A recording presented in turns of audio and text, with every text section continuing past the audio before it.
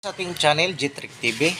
Nandito na naman tayo sa ating mga tutorial about glass and aluminum installation, lalo na sa ating mga presyo. Ngayon mga kalods, ang ating prepresyohan ngayon ay ang glass po ng ating sliding window. Ang presyo ko po sa inyo sa mga new replacement sa glass po na basag po, kung may mga frame na katulad nito nakita natin sa likod ko, yan, to wala na tong glass, nabasag na to. Yan, sukatin natin at ituro ko paano magpresyo ng pag-replace lang po ng ating glass. Mas mura siya sa ano po, kasi may frame na siya. Ang pag-replace lang ng glass, i-ano natin kung magkano ang presyo.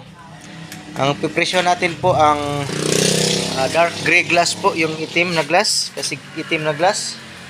Ang sukat nito ay dito po tayo magsukat sa lalagyan ng glass po. Ang lapad niya ay nasa 2.5 yung height niya. Ating sukatin ang height. Ang height niya ay nasa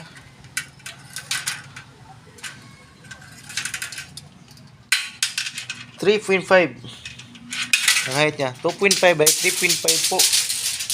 Ibang square foot ng pagre-replace ng glass, kasama na po ang pagsilan at ang labor. 175 po per square foot po. 175 ang square foot. Ita times lang natin po ang 2.5 by 3.5. 8.75 times 175.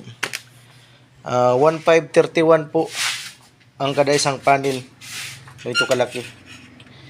135 na dalawang panel man ito times 2, 3,000 3,062 pesos ang dalawang panel na ito. 175 lang po ang dito sa amin ang presyo ng pag-replace ng glass, ang per square foot, kasi may kasama ng frame siya. Ang pag-replace lang po. Yan lang muna mga kalods ang update natin sa pagturo ng pagpresyo ng ating pag-replace ng new glass ng ating sliding. Mura lang po kasi may mga frame na. Itong pag-replace ng glass kasama na ang pagsisilan. Maraming salamat po at God bless everyone.